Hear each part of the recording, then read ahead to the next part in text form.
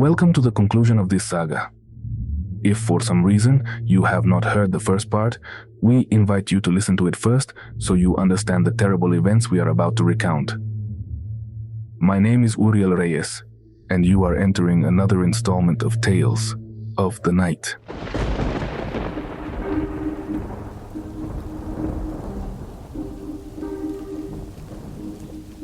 It was raining that night.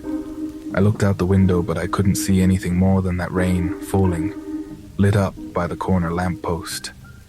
The storm made the street look peaceful, ironically. The lowlifes who inhabited it at those hours had taken shelter somewhere nearby, but they would come back any minute. They always did. I scanned the street, and a figure caught my attention. Under another lamppost, there was a figure in white. It remained motionless. At first, I thought it was a trash can or something, but I wiped the window with my hand. Then it was clear. It was a person. I couldn't make out their face at that distance, or if it was a man or woman. I only noticed it was a person, looking in our direction, towards our building. But it wasn't strange for people with mental problems and things like that to roam that area. It was 20 minutes to midnight. My mom will be here soon, I thought. I hurried to bed and pretended to be asleep. Mom arrived. She sat down on my bed and I felt her hand on my shoulder. I know you're awake. You always are. I'm going to tell you a story before your dad gets here. She continued. I don't know if my stories really put you to sleep or if you pretend so much you end up convincing yourself that you are. But do you know why they don't let you go up to the 5th floor? Everyone is afraid of the cannibal's apartment. But do you know why? Many things are said about the man who lived there for so long. That he was a murderer. That he had been in jail his whole life. That they let him out when he got old because he could no longer hurt anyone. And that he ended up there, in that apartment. The neighbors below him complained that they could hear furniture being dragged back and forth all night and stomping all day. Neighbors on either side said they overheard strange voices, laughter, cackles, crying. Voices whispering every time someone walked past, as if they were watching from behind the door. Everything got worse when new people moved in. Whatever was in there seemed to focus on the new tenants, and the change was evident in the people after just a few days of moving in. People with absent stares, people without light, without peace. That's why no one lasted long there, only him. Only he managed to stay there for several years. The cannibal.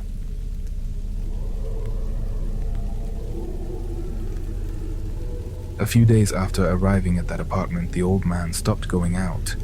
He would only leave once a week, very late at night. Contrary to what had happened to previous tenants of that apartment, he was still there a few weeks later, and those terrifying noises that had frightened the neighbors started up again. Among the laughter, his could now be heard as well. Among the crying, his crying could be heard too. Now, there weren't just mocking chuckles and murmurs when the hallway was empty and someone walked by. Now the old man could be seen peeking out, through that small crack in the door. The last apartment on the 5th floor was home to one of the delinquents, who was always loitering by the entrance, looking to convince anyone to indulge in his vices. He claimed he wasn't scared of the cannibal, warning of the things he would do if the cannibal even thought about messing with him. One early morning, as he passed the cannibal's apartment and noticed the door was ajar. What are you looking at? What do you want? He shouted, but then he realized it wasn't the old man behind the door. In the darkness, he was able to make out a woman wearing a long black dress with large shoulder pads. She had her mouth open and her eyes reflected the light from the hallway in a very strange way. Those were the only features he was able to identify before the figure hid behind the door. The guy ran down the stairs and whistled to his buddies who were still at the entrance. They came running up, ready to teach the old man and whoever else was inside a lesson. They kicked down the door and shouted for whoever was inside to come out. Moments later, the cannibal came out of the bedroom, wearing only pajama pants.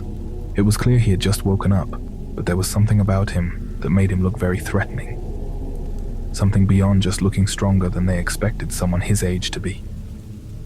They caught a glimpse into the bedroom, empty, no furniture. There was no one else there. The old man's eyes seemed to be completely black, so the guys left and didn't mess with him again. The cannibal's door began opening more often after that night, but it was no longer the cannibal peeking out from it. When someone arrived at night and saw the door ajar, they knew better than to walk past it. They would leave and kill some time and try again later. That's when it happened. That thing that made all the families with children leave this building and made you the youngest tenant here. Do you remember? No, I guess you were too little. Camilo, a boy from the second floor, used to run errands for the building's residents. He would run to the store to buy things for them, in exchange for some change. He was very little, only 9 years old. One evening, a neighbor from the 5th floor needed some groceries, but didn't want to go out. Precisely because it was one of those days when the cannibal's door was open. She decided to ask Camilo to go to the corner store for her. "Have them added to my tab," she told him.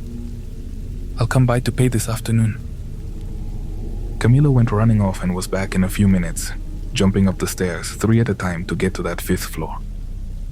Before getting there, he ran into one of the other neighbors, who was about to open the stairwell door. He scared her so badly, she yelled at him to be more careful when going up the stairs. She watched in shock as the little boy ran down the 5th floor hallway, but as he passed the cannibal's opened door, a figure emerged from inside. A figure in a black dress with shoulder pads that had no visible face. It came out with arms extended and grabbed the poor boy, like an animal, pulling him into the cannibal's place in mere seconds. The neighbor screamed, alerting everyone. She knocked on all the apartment doors. "It took him! It took him!" she yelled. Camilo's mom raced upstairs. The neighbors were all kicking the door, but something was holding it shut from the inside. Camilo was crying for help. After several minutes of pounding on the door, it suddenly opened. The cannibal looked surprised at all the people gathered outside his apartment. They rained blows on him as Camilo's mom pushed inside to look for her son. The place looked like a cave. It was completely dark, but she saw them in a corner. That woman was sitting on the floor, her arms and legs wrapped around the poor boy, while he fought to break free. His mom ran towards him, but by the time she picked him up in her arms, there was no one else there. As if that woman had only been an illusion in the darkness. She ran downstairs with her son in her arms. She hadn't carried him like that in years, but on that day she did, as if he were a baby again. From her floor, she watched the police go upstairs. As strange a sight as what she had just witnessed, the police daring to go inside that building, followed by some paramedics. She didn't want to see them bring the cannibal down, but they did. And the legends told about that man, including the fact that his empty apartment reeked of rotten meat, spread all over downtown. People started saying that the old man would lurk nearby, that they saw him under the street lamps, staring hatefully towards the building. The only thing that is certain is that the cannibal did not survive that night. Only on one other occasion was there an attempt to rent out that apartment, but no one managed to get rid of that stench of decay. The owner eventually gave up and boarded it up, so that at least the smell wouldn't invade the entire floor. But that has not stopped the stories, which are still being told today. Do you remember when they said that woman in red went all the way up there? When a neighbor claimed she felt a chill and saw a woman in a red dress walking slowly to the cannibal's door? They say that night she opened it, the cannibal's door. The stench would then come and go, but if you smelled it, it was better to stay behind closed doors. It was better to lock yourself in the bedroom. On that floor, they may not have had old mirrors to cover every night, but I believe this was worse, since they had no idea how to protect themselves from these strange things, which happened when you least expected them to. When the stench arrived, There was nothing to be done except hide. During that time, a young Cuban man arrived. They said he was a santero, that he seemed to be the only one on that floor who wasn't frightened by what dwelled there. He would walk around at all hours without a worry. He didn't hide from the stench, from what came with it. He invited people to stop being afraid. But not being afraid in this place is the worst thing you can do. One night, he had some clients over. When he walked them to the stairs after finishing up, he noticed how dark the stairwell was, so he told them to walk down carefully. He returned to his apartment to perform his nightly ritual before bed. Someone knocked on the door very softly. He opened it, thinking the clients had forgotten something, but there was no one at the door. He leaned out and noticed that the door to the stairs was closing. He wasn't easily frightened, and it wasn't the first time something had manifested itself to him. But he felt a presence nearby. He could hear distant knocking and doors slamming, then his candles blew out. The stench that had suddenly arrived wasn't going to scare him. With complete confidence, he walked towards the stairs and noticed someone standing, about 7 or 8 steps below. The figure was wearing a dress to the floor, with very wide shoulder pads. He finally realized he was in grave danger. The figure did not move, but he clearly heard something climbing the stairs towards him. He barely managed to make it back to his apartment, footsteps right on his heels, and closed the door behind him. The whole time, that thing in the black dress watched him from the stairwell, motionless. He moved out not long after. He had recognized the danger, a danger he had no protection from. Did you fall asleep already? My mom said as she got up from the bed. She walked to the window. Outside, the storm was getting worse. That plague comes and goes, she said. But it's still up there. Listen to your father, and never, ever go up to the 5th floor. Now, it's time to sleep.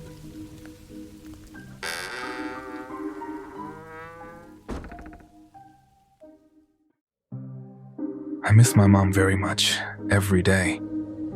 And I miss those last moments by her side, even though she was different then. We had created a little tradition. Every night, 13 minutes before midnight, she would tell me ghost stories.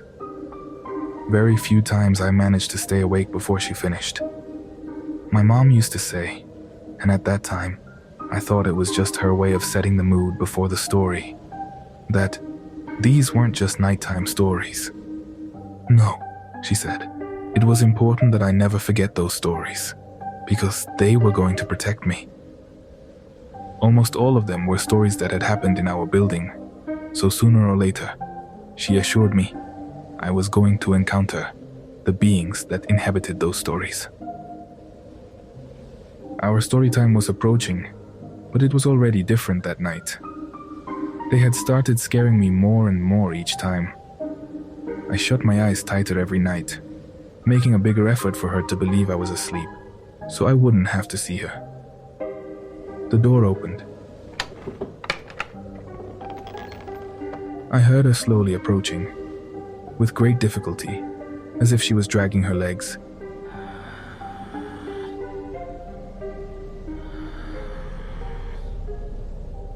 Her breathing was heavy. She seemed less and less like my mom each time. She touched me. Her hand was cold and extremely thin.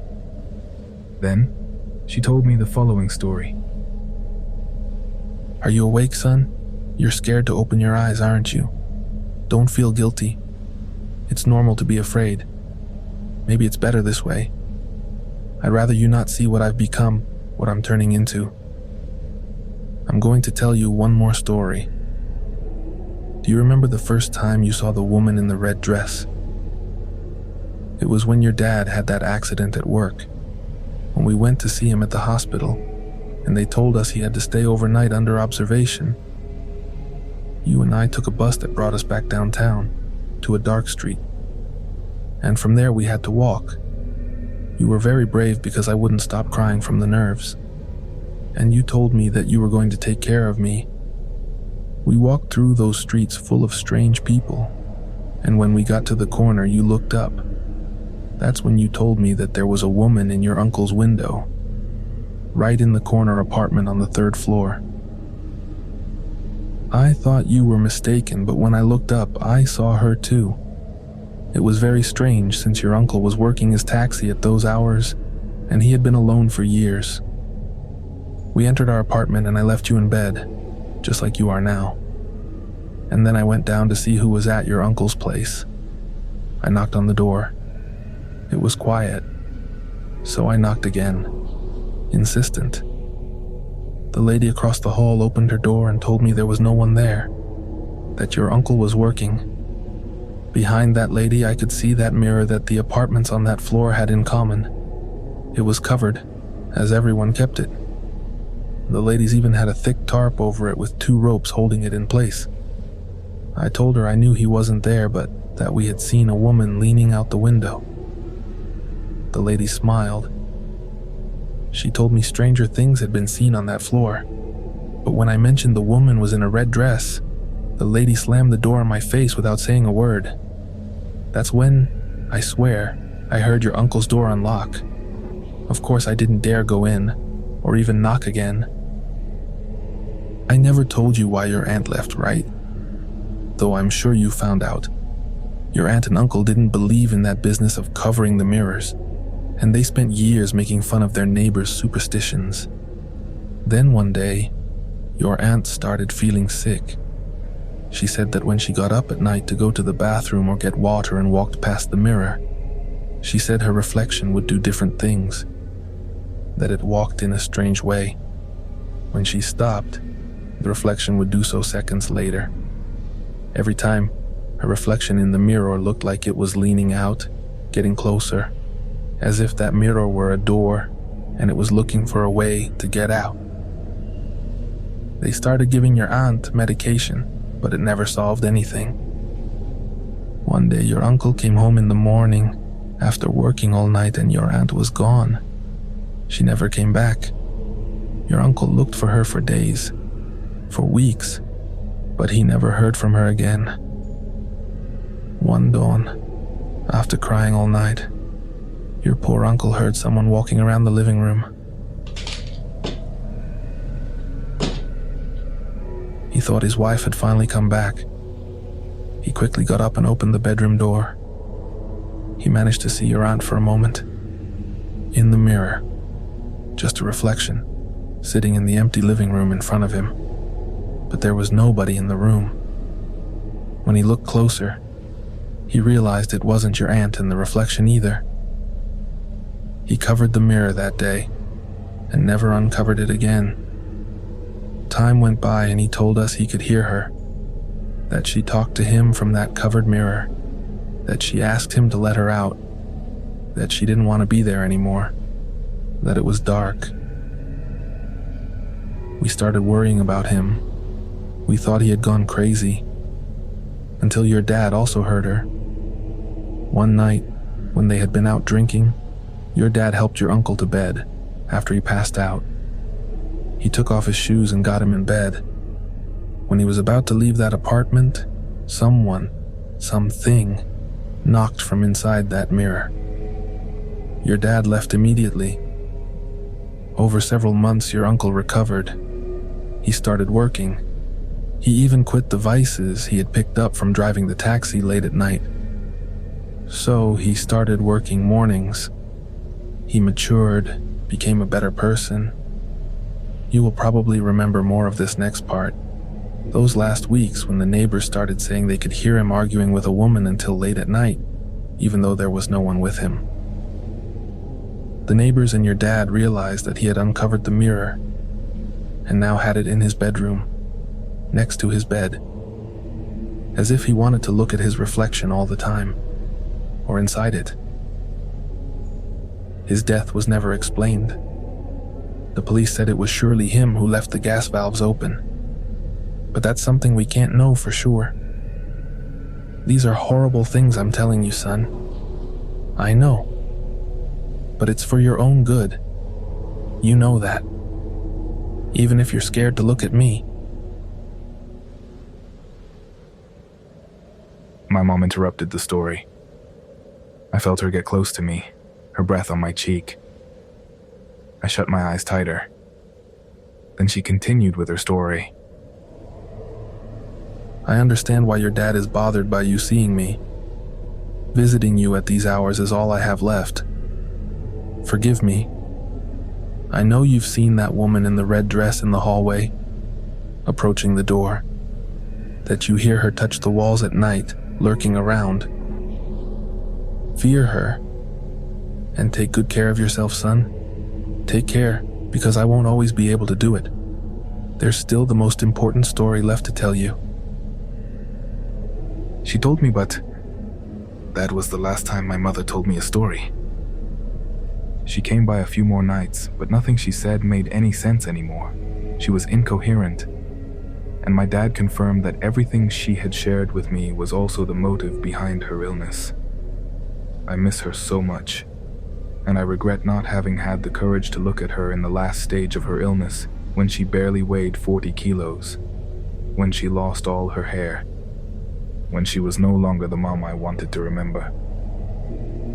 My mom told me it was better that way, that I listened to her but not look at her, that I never remember her like that when she came by I should close my eyes, shut them tight, even if at some point she asked me to look at her one last time. My mom always believed in ghosts, but those last stories went beyond the supernatural. They seemed to come from a fantasy world created in her head. And I don't know, except for that time when I knew I saw the woman in red in my uncle's window, and that time I saw her through the peephole. I remembered most things very different from how my mom told them to me every night. I never understood how much I would miss her until she died, until that illness took her away, until I knew she would never sneak into my room again to tell me a ghost story. I missed her, but at the same time, when she was gone, when she stopped telling me stories, I stopped being afraid. I found out there were some kids my age living on the first floor, that not everyone in the building was bad or strange, that many other stories were told about the cannibal. When I came home after school, I realized that there was a dog who was always barking, probably hating being left alone on the second floor. How much of all that was the truth and how much of it were just blurry memories mixed with the desire to believe in the stories my mom left me. On one occasion, when I arrived home from school, I was approached by a much older neighbor. She asked me to accompany her to buy some things and told me she would give me a tip if I helped her. I didn't have any homework, so I agreed, and I accompanied her to different stores downtown, where we found everything on her list. We finished close to 9 o'clock at night. I wanted to return home as soon as possible, since I hadn't told my dad I would be going out. The building looked darker without my mother in it, knowing she wasn't up there in her bed. When the lady and I began to climb the stairs,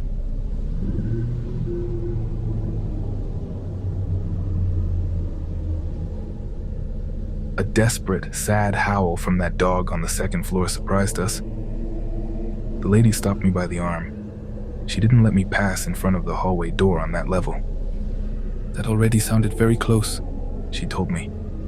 It's that poor dog they always leave alone, I said. Son, there is no dog here, the lady replied, very seriously. After a moment, we decided to move forward, and as if by reflex, we both looked through the foggy window of that hallway. Nothing strange to see on the other side. I got scared that night, but it wasn't enough to start believing, or for me to start remembering. My dad started looking for a place to move to, but we couldn't afford more than what we were paying there. It was unbearable for him to stay in that apartment, in the same bed where my mother spent her last days, in the bed where she died. I entered 6th grade. By then I had decided that whether ghosts existed or not, that I would no longer live in fear. That was over, no more fear. And every night I remembered my mom. Every night at that time. The sadness also became unbearable for me. so I had to change my routine, fall asleep before 10 o'clock so it wouldn't be so painful.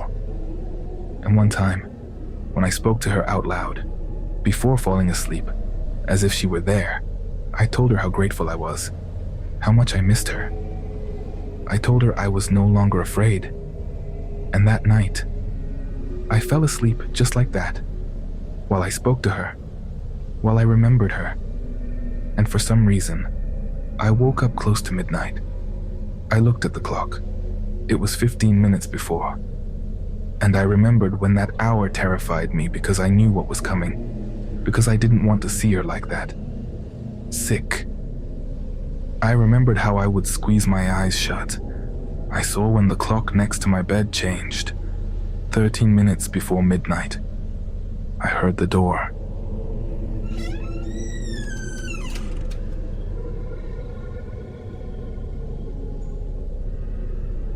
Not the bedroom door, the closet door.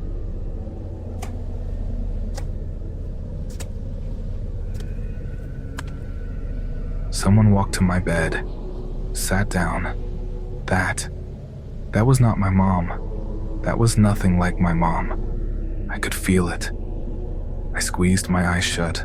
I had the covers up to my face and felt how they started pulling the blanket off me. Little by little, as if trying to avoid waking me up, I was about to open my eyes, to look in the reflection of the window, to see what was sitting on the bed, whose breathing I could feel, whose smell was so unbearable.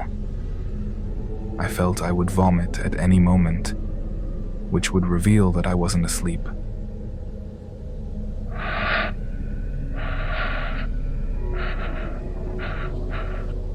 Whatever was there knew I was awake, and it shushed me like when you want to put a child to sleep. In the distance, I heard the apartment door open. I heard my dad's voice saying goodnight, and I yelled for him to come. To come inside. Please. He came running in, startled, trying to calm me down, and I told him there was someone there, that there was something in the room with us. He hugged me until I calmed down. He wouldn't stop repeating that it was all because of my mom, that he understood how much I missed her, but that I had to let her go. We moved into a room in a nearby tenement for 3 months. It was even worse than our old building, but after that, we finally got a small house on the outskirts of the city. My dad didn't care about commuting 2 hours to work to that job that used to be right around the corner from home. He just wanted me not to suffer from the same things my mother suffered from everything that overwhelmed her mind, from everything that didn't exist. Now I'm older, and my dad is quite ill. When he found out about a year ago, his distant attitude towards me changed. Everything I had managed to overcome, everything I identified as traumatic childhood memories, returned. It confused me when he started telling me about what he saw in my uncle's mirror. When he told me about the howls of that animal, when he told me about the woman in red, and even other stories that I didn't remember my mom sharing with me, he started talking to me as if it were all real. There's even something he told me recently in the most honest conversation we've ever had. As if saying goodbye, he told me about that night when he arrived and entered the room to help me. He said there was something else in the room. He said that when he entered, he caught a glimpse of something going into the closet, something he had never seen before, different from all the other legends that inhabited that place. It was a woman that was just bones with a rotten skin. He says that while he hugged me, he couldn't help but notice her, even though his gaze was fixed on me. That woman didn't disappear. She simply entered the darkness of the closet and remained there, watching us, knowing my dad could see her. At one point, for a second, my father dared to look up. At first, he had thought the woman was smiling, but no. That woman had no skin on the lower part of her face, exposing her teeth. And I know my dad might also be sick, like my mother. And I don't mean that damned cancer, but rather that thing that made my mom see everything that no one wants to see, that no one wants to know exists. Maybe Insanity is a curse on the whole family. Or on anyone who dares set foot in that building on 10th Street.